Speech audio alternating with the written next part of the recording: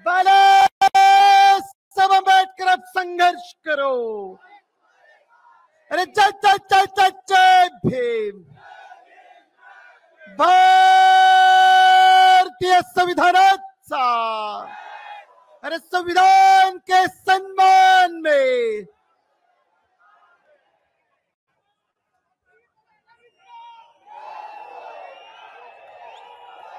मंचावरती उपस्थित सर्व नेतेगण, निमंत्रित उपस्थित बंधूंनो आणि भगिनींनो, वेळेचा अभाव आहे याची मला कल्पना आहे।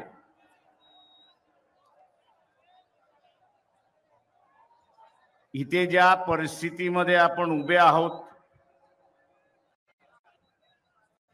संविधान आज आहे आणि म्हणून आपण आज सारा संविधानाचा सन्मान करत आहोत। पण जी गती चाललेली आहे,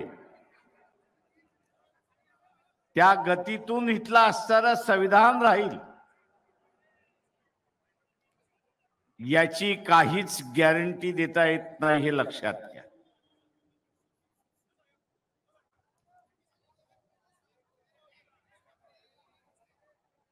इथली काहीच गॅरंटी देता येत नाही।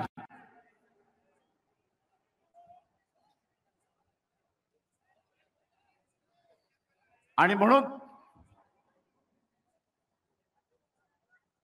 इथला बहुजनवादी, फुले शाहू आंबेडकरवादी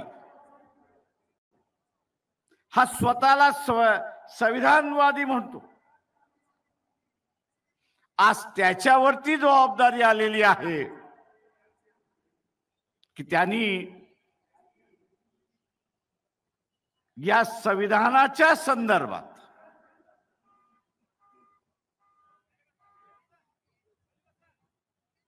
जी काही भूमिका या ठिकाणी बीजेपी आरएसएस मांडते ती सर्वसामान्य माणसांपर्यंत घेऊन जाणं आणि काळाने टाकलेली जबाबदारी ही आपण ओळखली पाहिजे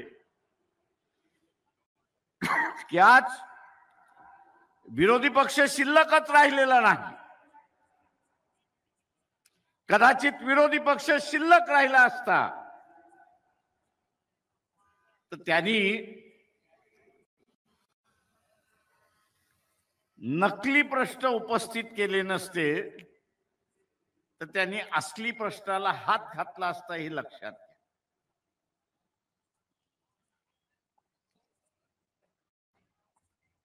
तो डोनाल्ड ट्रम्प तिकडनं ओरडतोय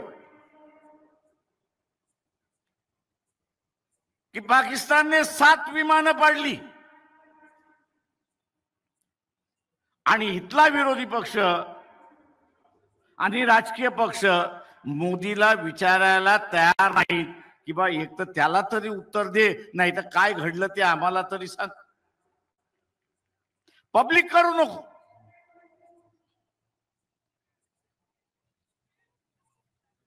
पण जे मान्यता प्राप्त राजकीय पक्ष जे आहेत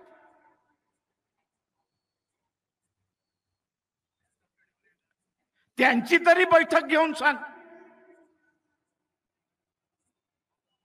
धर्माचं राजकारण चालू, आम्ही इथल्या कुठल्या धर्माच्या विरोधात नाही, इथल्या कुठल्या जातीच्या विरोधात नाही,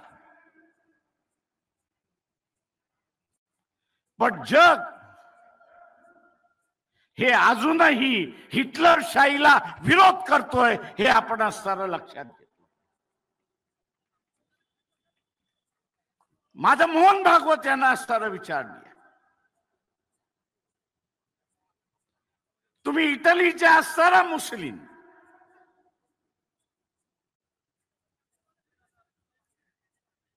हिटलरला तुम्ही भेटून आलात की नाही 30 साली, हे असताना सांगा। हे तुमचे आदर्श आहेत की नाही याचं असताना सांगा।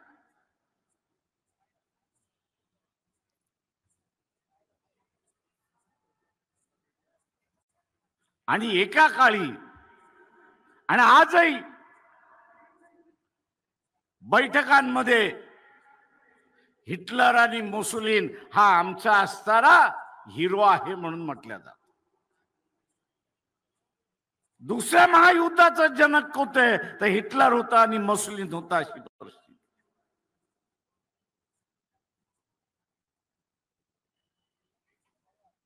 मोदी जो असणारा जगभर फिरतोय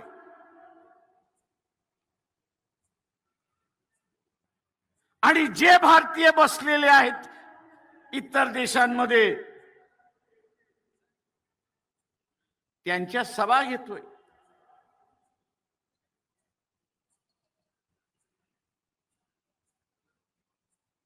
आपण पाहिलं असेल की अमेरिकेने सांगितलं आम्ही असणारा H1B1 विजा हा रद्द करतो आहोत. का? तर आम्हाला असणारा आमची लोकसंख्या प्रोटेक्ट करायची आहे, तिला सुरक्षित करायची आहे. कशापासून सुरक्षित करायची आहे? बाहेरचा आलेला माणूस काही वर्षानंतर या देशाचा नागरिक होईल आणि काही देशाचा नागरिक झाला तर उद्याची इतकी सत्ता जर त्याच्या ताब्यात घेतली तर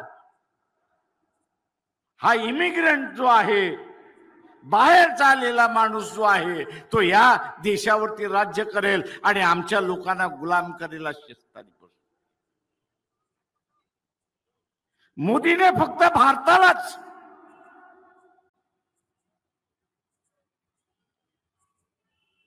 नुकसान पोचवलेलं नाही, भारतालाच नुकसान पोचवलेलं नाही, तर त्यांनी जे भारतीय इतर देशामध्ये राहिलेले आहेत त्यांना त्या देशातून हकालपट्टी करण्याची परिस्थिती आणून त्या ठिकाणी ठेवली. उद्या त्यांची हकालपट्टी झाली तर इथे आल्याशिवाय राहणार नाहीत आणि तुम्ही आम्ही सगळेजण मग त्यांना पोसायचं कसं याची चिंता आपल्याला त्या ठिकाणी. जगभर मोदी फिरला.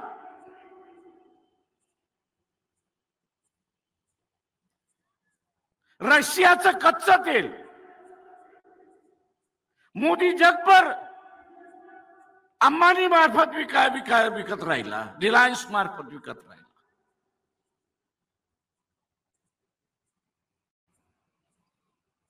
पण जे काय 12 दिवसाचं युद्ध भारताचं झालं, 4 दिवसाचं युद्ध झालं असं म्हणा पाकिस्तान बरोबर, एक देश तरी तुमच्या बरोबर उभा राहिला का? इथल्या मनोवादी हिंदुत्वानं विचारतो, एक देश तुमच्या बरोबर उभा राहिला का? याचा असणारा खुलासा करा. आज एकही नाही.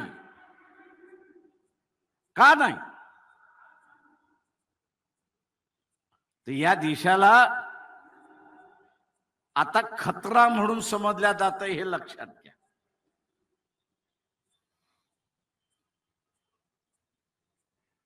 या देशाचे जे राजकारण करतात आहेत, सत्तेमध्ये आहेत, RSS BJP आहे, त्यांना असणारा जग आता खतरा म्हणून समजायला लागलेला आहे.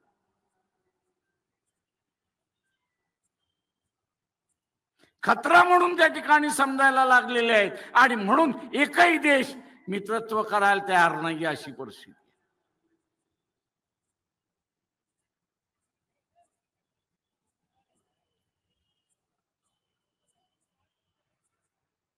जगभरात मित्र नाही अशी असणारी परिस्थिती.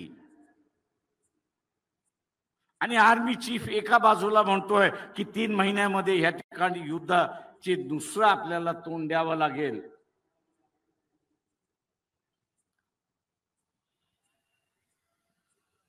पाकिस्तानला आज मदत कोण करते? अमेरिका करते, इंग्लंड करते, फ्रान्स करते, जर्मनी करते, चायना करते आणि रशिया सुद्धा करते अशी असणारी परिस्थिती.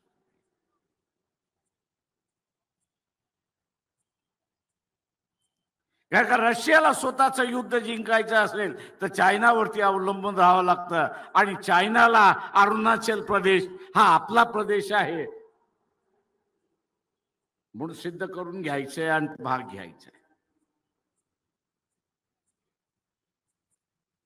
आज इथे धर्माची भांडणं चालली आहेत, जातीची भांडणं लावायचं चाललेलं आहे.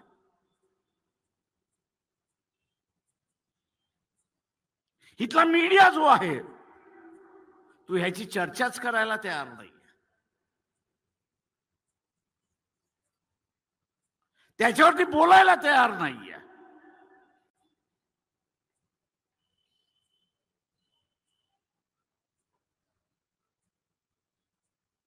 आणि दुसऱ्या बाजूला आपण असताना बघितलं तर या देशातले राजकीय पक्ष संपवण्याचा भाग चाललेला.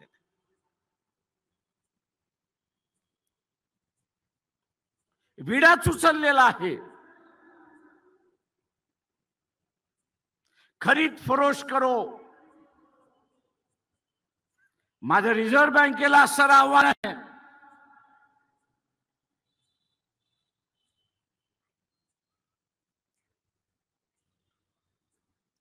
की मोदीने असं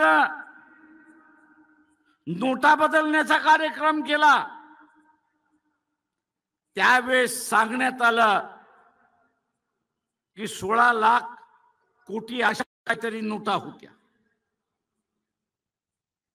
आणि रिझर्व्ह बँक स्वतःच सांगते की आम्ही असताना फक्त 15 लाख अमुक अमुक कोटी नोटा पुन्हा छापल्या. अरे हे त्या 1 कोटीचा असताना 1 लाख कोटीचा असताना जो फरक आहे नोटांचा तो गेला कुठे?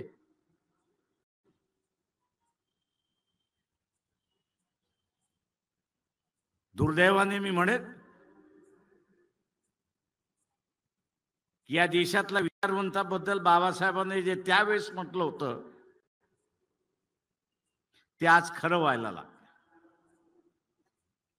तो म्हटला इथला इंटेलेक्च्युअल क्लास आहे, इथला विचारवंताचा वर्ग आहे.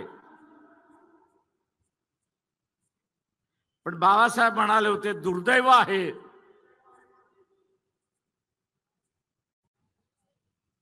की ऑनेस्टी जी आहे, प्रामाणिकता जी आहे ती मिसिंग आहे, ती नाहीच आहे.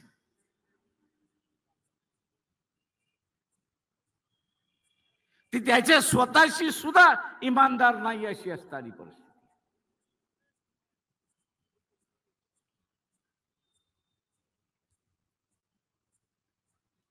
आणि म्हणून जोपर्यंत हे संविधान आहे तोपर्यंत आपण सारा देश म्हणून जिवंत आहोत हे असताना लक्षात.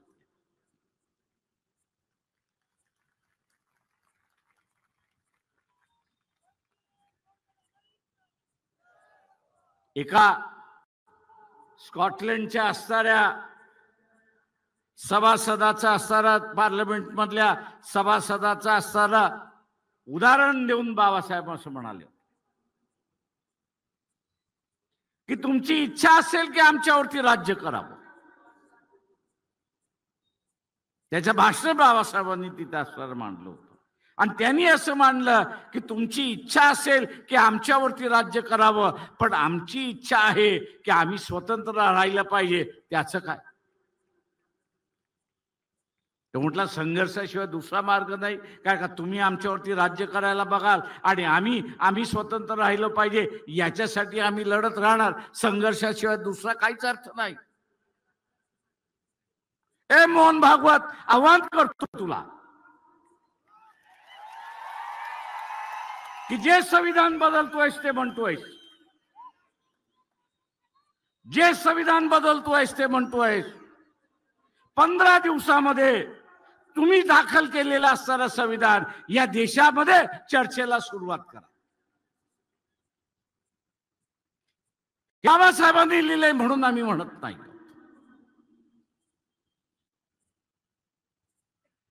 तुम्ही लिहिलेलं संविधान याच्यापेक्षा चांगलं असेल तर त्याची चर्चा होऊ द्या.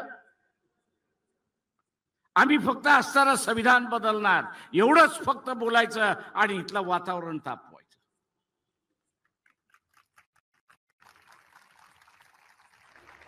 आम्ही संविधान बदलणार एवढंच म्हणायचं आणि वातावरण तापवायचं.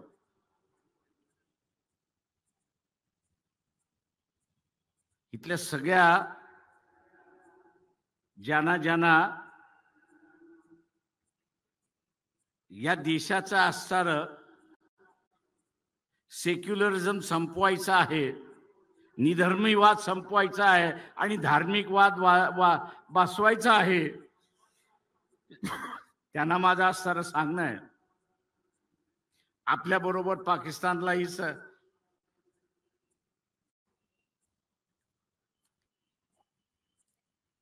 आपल्या बरोबर पाकिस्तानलाही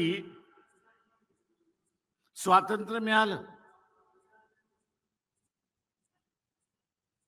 ईस्ट पाकिस्तान, वेस्ट पाकिस्तान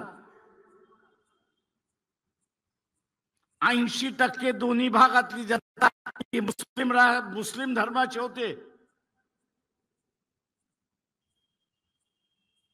धर्म हा त्यांचा आधार होता. पण 71 मध्ये 70-71 मध्ये वेस्ट पाकिस्तानने ईस्ट पाकिस्तानवरती अत्याचार केले. त्यांची असणारी लोकशाहीतली मेजॉरिटी त्यांनी असणाऱ्या स्वीकारली नाही. युद्ध झालं, नवीन बांगलादेश निर्माण झाला. नवीन बांगलादेश या ठिकाणी निर्माण झाला. ताज उदाहरण आपल्याकडे आहे की धर्माच्या आधारित राष्ट्र हे कधी टिकत नाही. धर्माच्या आधारे राष्ट्र कधी टिकत नाही. राष्ट्र हे टिकतं समतेच्या जोरावरती. राष्ट्र हे टिकतं स्वातंत्र्याच्या जोरावरती. राष्ट्र हे टिकतं बंधुत्वाच्या जोरावरती, सन्मानाच्या जोरावरती. धर्मावरती टिकलेलं नाही. आणि म्हणून चॅलेंज आहे की आणा तुमची संविधान जे लिहिलं असेल ते खुलेआम त्याची असणारी चर्चा करू. ते आणू शकत नसाल,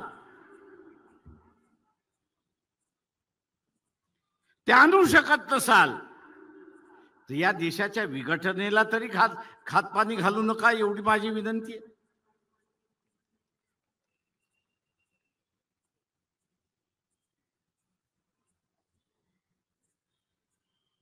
वैचारिक भांडण हे वैचारिक भांडण राहील. आज वैचारिक भांडणाचं युद्धामध्ये दिसतंय. दोनदा युद्ध थांबवली मी.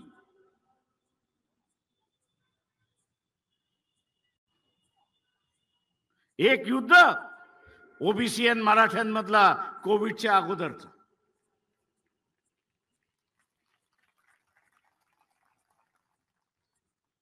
ओबीसी आणि मराठ्यांमधलं कोविडच्या अगोदर.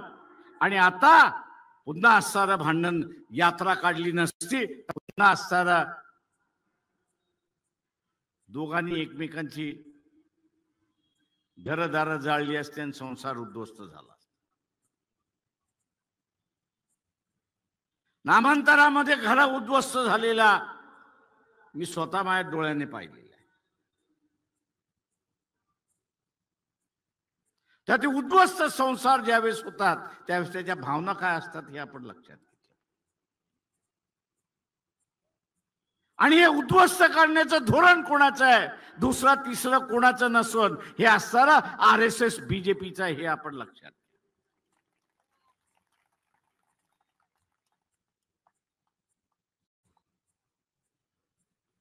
आणि म्हणून आम्ही असणारं इथं आव्हान करतोय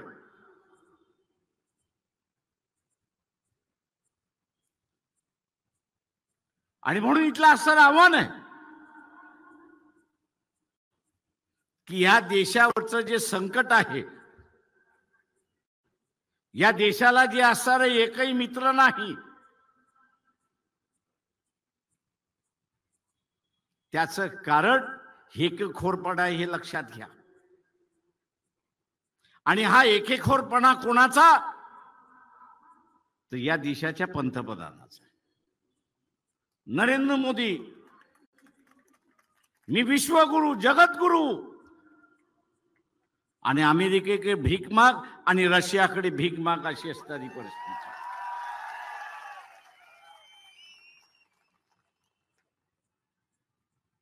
आणि ते मग म्हणतात ठीक आहे, इतर वेळेस तू हो जगद्गुरु, विश्वगुरु, युद्धाच्या वेळेस तू आमच्याकडेच येशील ना.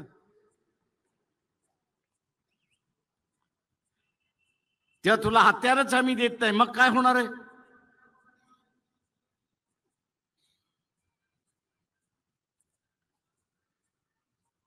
इथल्या असणाऱ्या सनातनवाल्यांना विचारतो, उद्या युद्ध झालं आणि अमेरिका असेल, इंग्लंड असेल, फ्रान्स असेल, जर्मनी असेल, रशिया असेल, चायना असेल, हे जर पाकिस्तानला हत्यार देणार असेल तर तुम्ही टिकणार आहात का?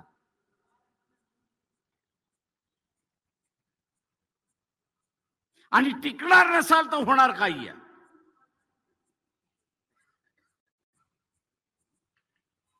ज्याची चर्चा या ठिकाणी केली जात नाही ती म्हणजे भारत हा जगातला सगळ्यात मोठा मार्केट आहे, हे लक्षात घ्या.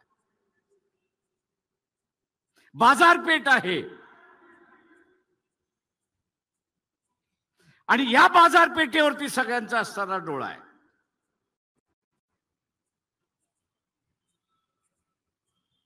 अगोदरच्या सरकारने थोडं थोडं थोडं थोडं सगळ्यांना असणारा दरवाजे उघडे केले आणि आपले संबंध जपले.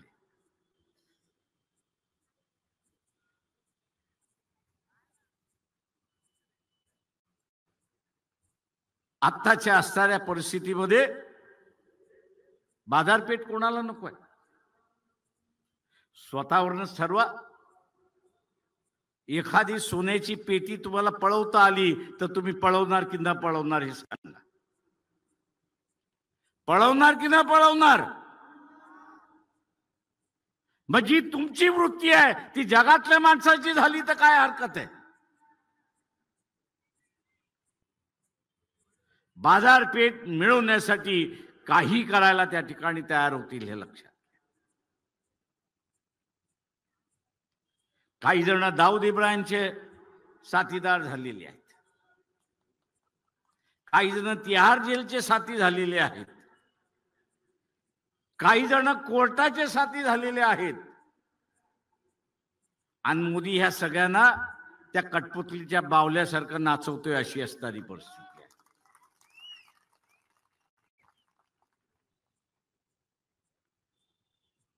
काही दिवस हा तमाशा व्यवस्थित चालला, पण आता भारतीयाने शानपणा जर स्वीकारला नाही, इथल्या असणाऱ्या विचारवंताने आपला आवाज बुलंद केला नाही, खासगीमध्ये अनेक जण मला अनेक गोष्टी सांगत असतात आणि मी त्यांना म्हणत असतो, राजे हो, माझ्याशी बोलताय तसं पब्लिकशी बोला.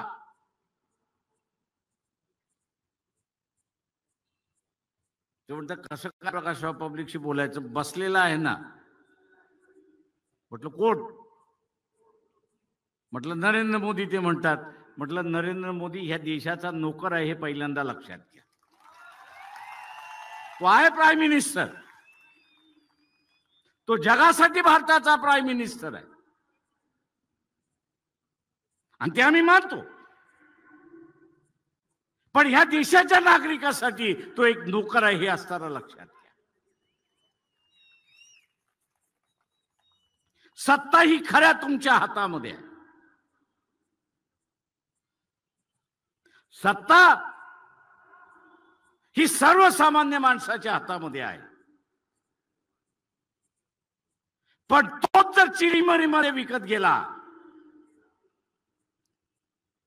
जुनी म्हण होती राजा तशी प्रजा. आता फक्त उलट झालेलं आहे.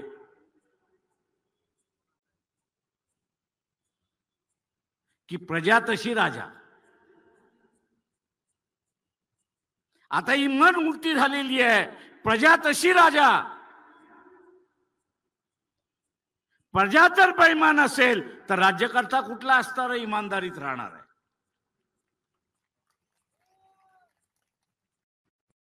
प्रजा जर बेईमान असेल तर राजा कुठे इमानदार राहणार आहे? त्याच्याही अंगात येते तसं नरेंद्र मोदीच्या अंगात येले आणि तो म्हणतो डोनाल्ड ट्रम्प कोण?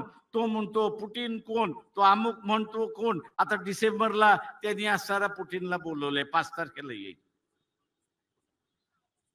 आणि आम्हाला हे हत्यार दे, ते हत्यार दे, ते हत्यार दे, असं रडत रडत त्या ठिकाणी बसणार.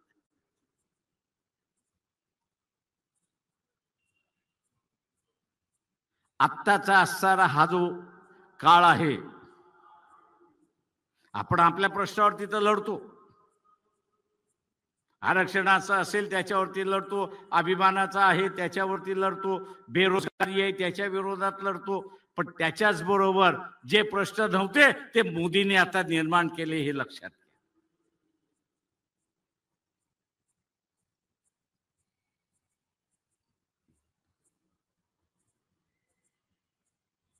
मोदींनी निर्माण केले हे आपण सर्व लक्षात घ्या. पहिल्यांदा मी असं म्हणालो, या देशाच्या लोकशाहीने लोकांना प्रगती केलं की न केलं. आता ते म्हणतात आहेत की शिक्षण व्यवस्था खराब होती. अरे नालायकांनो, याच शिक्षण व्यवस्थेने तुम्ही अमेरिकेला पोचलात ना, याच डिग्री घेऊन तुम्ही पोचलात ना, आणि ज्या डिग्री घेऊन तुम्ही पोचलात त्यालाच तुम्ही आता असताना म्हणायला लागलात की ही खराब आहे, आम्हाला असताना पुन्हा गोकुळ व्यवस्था आणायची आहे. पण ती आम्ही मान्य करू तेव्हा ना.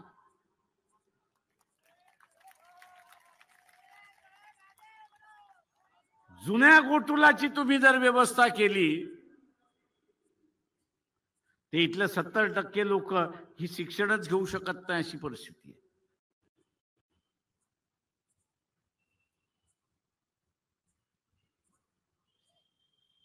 आणि म्हणून माझं आव्हान आहे आपल्या सगळ्यांना,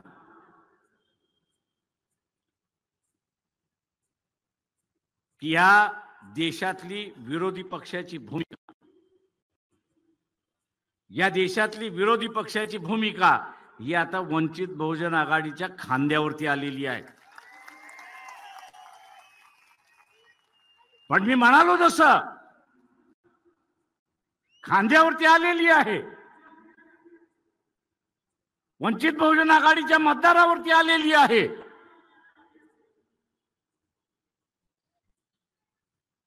पण या मतदाराचं चारित्र्य कसं राहणार, या मतदाराचं चारित्र्य कसं राहणार. तो स्वतःचा कबाब शबाब आणि महात्मा गांधी खाणार की इलेक्शन मधला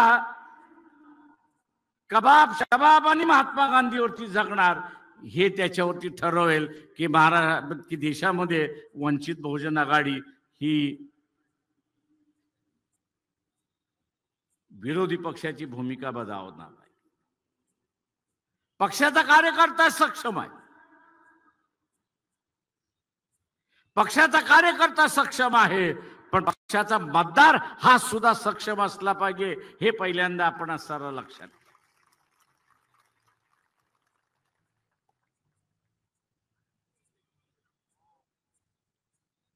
पक्षाचा मतदार हा सुद्धा सक्षम असला पाहिजे. आणि ज्यावेळेस पक्षाचा मतदार सक्षम असेल त्यावेळेस या देशातले विरोधी पक्षाची भूमिका ही आपण निभावू शकतो आणि निभावू शकतो, हे आपण लक्षात घ्या.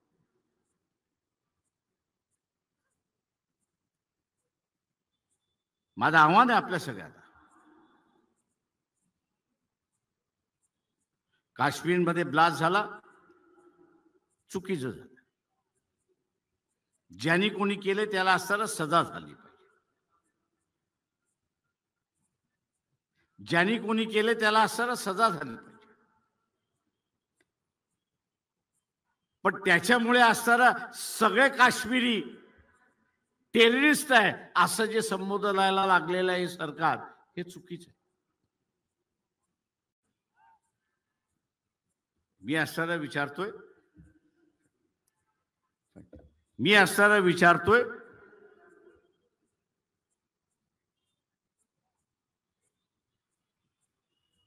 मालेगावचा ब्लास्ट, याच्यामध्ये कुठल्या संघटनेचं नाव होतं, कुठल्या व्यक्तींचं नाव होतं? म्हणजे व्यक्ती ज्या समाजाच्या होत्या तो अख्खा समाज तुम्ही असताना म्हणणार आहे की टेररिस्ट आहे?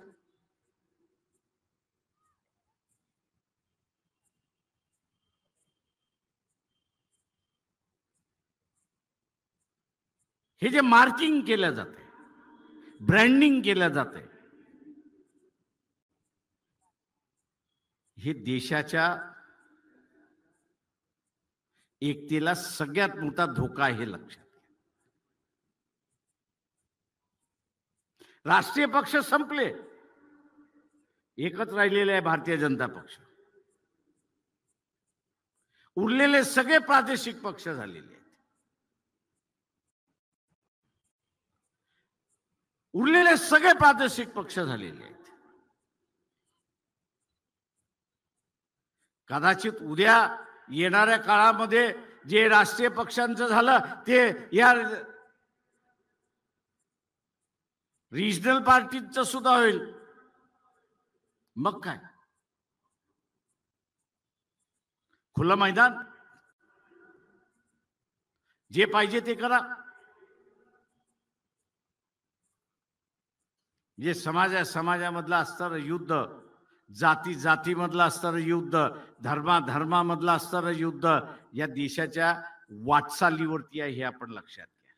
आणि ही देण कोणाची आहे तर ही देण RSS BJPची आहे, हे आपण सरळ लक्षात घ्या. आणि म्हणून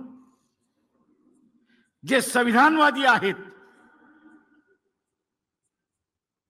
ते राष्ट्रवादी आहेत, हे आपण लक्षात घ्या. जे संविधानवादी आहेत ते राष्ट्रवादी आहेत, जे मनुवादी आहेत ते ह्या देशाचे विघटक आहेत, हे आपण लक्षात घेतलं. जे मनुवादी आहेत ते ह्या देशाचे विघटक आहेत. आणि म्हणून आपण बघत असाल की ह्या देशाचं विघटन गेले 2500 वर्ष झालं. कधीतरी अशोक राजा आले, त्यांनी केलं. शिवाजी महाराज आला, त्यांनी केलं. दक्षिणेमधले असणारे चोला आले, त्यांनी काही केलं नाही. तर उरलेली सगळं यांनी यावं त्यांनी टिळकी मारून जावं, अशीच परिस्थिती आहे. आणि मी इथल्या तमाम भारतीयांना असणारं आवाहन करतोय की या परिस्थितीतून बाहेर पडायचं असेल तर स्वतःशी असणारा खूनगाठ बांधा की माझं मत हे मी RSS BJP कुठल्याही पक्षाला देणार नाही. हे जर आपण असणारं ठरवलं तर आपण असणारं या ठिकाणी शांततेने राहू शकतो, नाही तर अशांतता या ठिकाणी पसरते. आपण आपल्या प्रयत्नाने ज्यांना ह्या देशाचं विघटन करायचं आहे त्यांना यशस्वी होऊ देणार नाही, याची खूनगाठ आपण सगळ्यांनी या ठिकाणी बांधली पाहिजे. ही खूनगाठ आपण बांधली पाहिजे.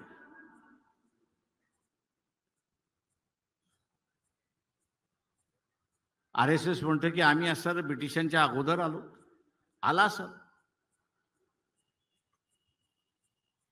या देशाचं स्वातंत्र्य मिळालं, राज्यघटना आली. या राज्यघटनेमध्ये लिहिण्यात आलं की कोणालाही संघटन स्थापन करण्याचा अधिकार आहे, पण तो करत असताना त्यांनी कुठल्या तरी असणाऱ्या नियमाखाली स्वतःला रजिस्टर करून घेतलं पाहिजे. आमचा सवाल आहे RSSला की तुम्ही स्वतःला रजिस्टर का करून घेत नाही? साधं गणपतीचं मंडळ आणि उत्सव स्थापन करायचा असेल तर तिथली सगळी माणसं उठतात आणि चॅरिटी कमिशनरच्या ऑफिसमध्ये जाऊन तिथला फॉर्म भरतात, टेम्पररी रजिस्ट्रेशन घेतात. कशासाठी? तर सरकारने सांगितलंय की इथं असणारा उत्सव साजरा करायचा असेल तर तुम्हाला असणारा चॅरिटी कमिशनर रजिस्टर झालं पाहिजे, जमा वजा खर्च तुम्ही त्यांना दिला.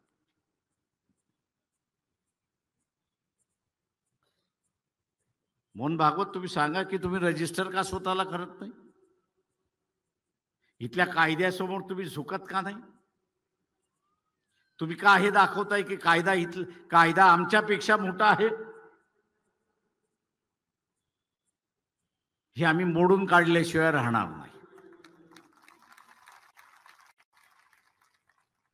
औरंगाबादच्या कोर्टामध्ये यांच्या विरोधात पुन्हा केस दाखल झालेली आहे की तुम्ही रजिस्टर का केलं नाहीत एवढं सांगा. मग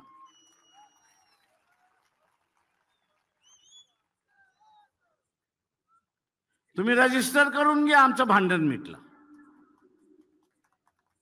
तुम्ही रजिस्टर केलं नाही तोपर्यंत आम्ही तुमच्याशी भांडणार आहोत. आणि मग टोकाचं भांडण करावं लागलं तरी आम्ही ते टोकाचं भांडण त्या ठिकाणी करत.